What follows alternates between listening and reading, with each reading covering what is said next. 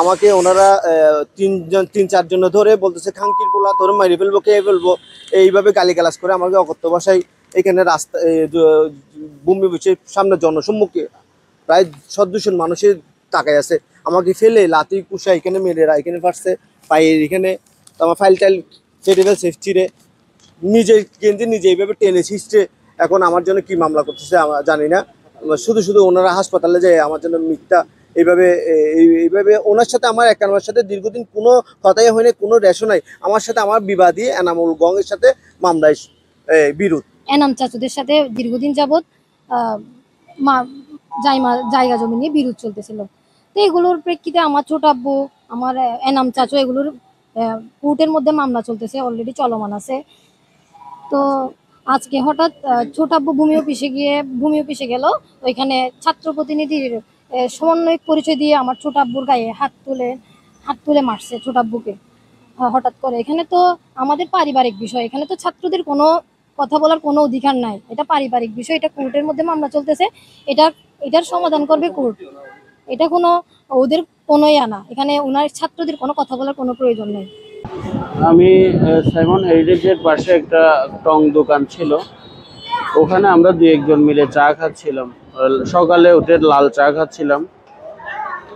তো ওখানে হঠাৎ করে আলোচিত যুবলীগ নেতা হচ্ছে মাহবুর ঘনিষ্ঠ সহচর মাহবুর বিরুদ্ধে যে মিছিল আমরা করেছিলাম তার প্রতি ক্ষিপ্ত হয়ে তারা 5-6 জন মিলে আমাকে অতর্কিত হামলা করে। আসলে আমি বুঝে উঠতে পারি নাই যে সে আমাদেরকে হামলা করবে বা আমাকে হামলা করবে, সেটা আমরা বুঝে উঠতে পারি নাই। বুঝে না ওঠার আগেই তারা আমাকে হামলা করে পালিয়ে গেছে।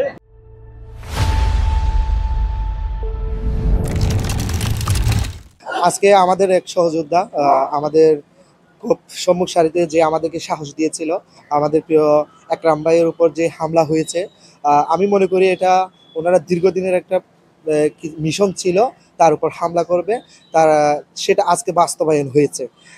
ওনাকে যেভাবে হামলা করা হয়েছে আমরা তার হামলার তীব্র নিন্দা জানাচ্ছি।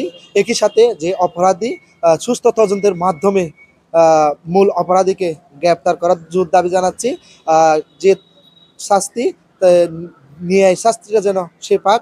আমি যদি হামলায় অংশ নিয়ে থাকি, ওখানে সিসি ক্যামেরা ছিল, আমি শুরু থেকে মানে ঢুকছি তখনও আমি গাড়ির মধ্যে ছিলাম। আমি পরবর্তীতে গাড়ি থেকে নেমে একরামবাকে একটা গাড়ি থেকে তুলে দিয়ে আমি হাসপাতালে নিয়ে আসছি। আজকে অনেক বছর ধরে আমরা খেলাধুলা করি, খেলাধুলা স্পোর্টস জগতে আছি।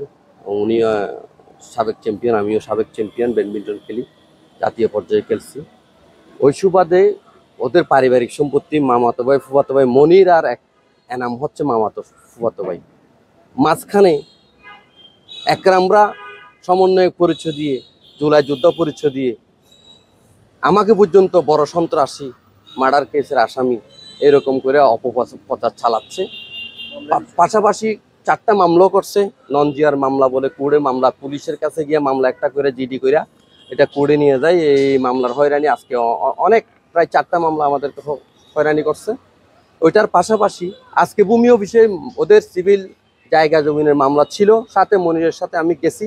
যাবার সময় ওরা 2-3 জন সবাই যে মনির হাঁটার সময় একরাম নিজেই গালিগালাজ করে পিছনে, আমি তাকে ধাক্কা দিয়া সরাইতে পারতেছি না, মারামারি না করার জন্য, সরকারি প্রতিষ্ঠান মারামারি না করার জন্য সরকারি ওর মারি ফেলবে, গুলি করবে, খেয়ে ফেলবে, এই আমাকেও আমার নামে বিভিন্ন ধরনের অপপ্রচার চালাচ্ছে ওরা।